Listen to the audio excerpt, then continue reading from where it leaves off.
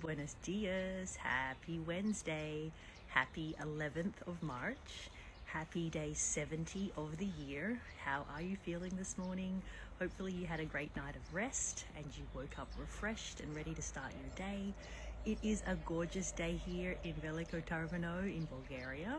I decided to come outside and do our reading this morning because, as I often say, it's such a nice way to start your day to be outside for a couple of minutes, especially if you have kind of a pretty stressful life with a lot going on. Perhaps you live in a city, you don't get a lot of time to just kind of sit and relax and be in nature.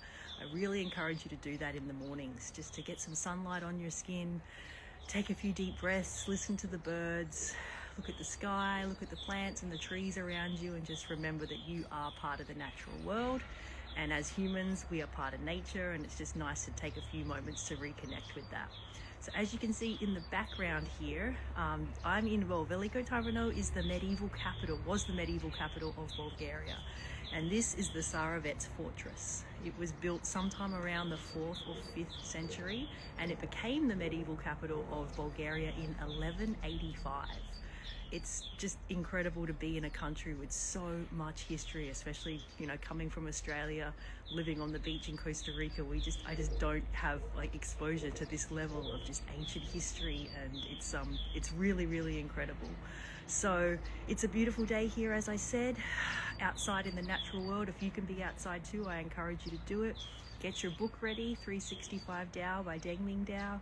Get your journals ready so we can write about what we're reading.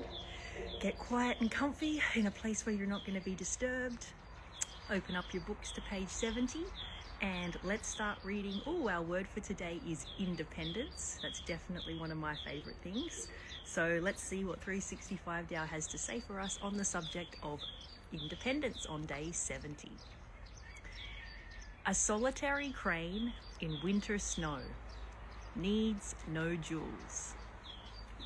A single crane standing unconcerned in the falling snow is the very image of independence. It needs no one. It is secure in its environment, and it is capable of going through life alone. Its independence stems from self-sufficiency. I love that. And another thing I love about this book is the way Deng Ming Tao reads. He gives you such a visual metaphor.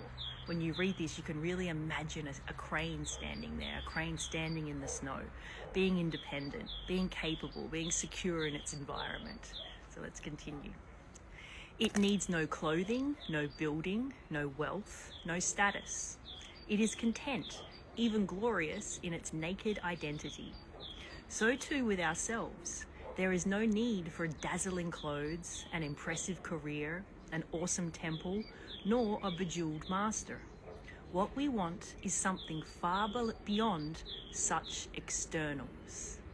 So think about that life, something external to yourself. The clothes, the car, the temple, the jewels, those are things outside of you. And as it says here, what we want is something far beyond the external. What facets of your personality are encumbrances? What personal aspects prevent you from being independent? These are the areas that will define your self-cultivation, for you must strive to stand alone. This doesn't mean that you won't ever join with others, but you will do so as an individual who will cooperate just as much as is necessary. In this way, you'll never be lost in a group, and you'll never fear being alone. I love this passage. It's wow, it's so good, such a good one. And it's again, something else I love about this book is that it's kind of piggybacking on what we were speaking about yesterday, the need to be independent and be true to yourself and be authentic. And when you bring that forth, that's when you're going to join in great partnerships. And this just really reiterates that at the end of the day, we are by ourselves. We do need to stand alone. We do need to be self-sufficient. We do need to, work on self-actualization and all of those things. So there's two great questions here that the book asks, and I think those can be great journaling prompts for us today. What facets of your personality are encumbrances? I think the second question is really great. What personal aspects prevent you from being independent? So perhaps sit and think about that question for a few minutes before you write about it in your journal. Think about your life. Think about perhaps the parts of your life that you are dependent on, or perhaps you're attached to, as it says here above about the external things. Do you perhaps put a little bit too much emphasis on clothes, on buildings, on wealth, on status, on things that are outside of yourself? That's the question that you can ask. And then perhaps you can sit and think about, how can I remove some of those things or release those attachments, and just start to understand that the external is not as important as the internal. So lots of things to think about today. This is a beautiful passage if you're looking to be a little more self-sufficient, a little more independent. I invite you to reread it in your own time and take away what resonates with you and write about it in your journal this morning. Thank you so much for being here for 70 days this year. Sending you lots of love from the medieval capital of Bulgaria. And thank you for being here, and I will check in with you tomorrow.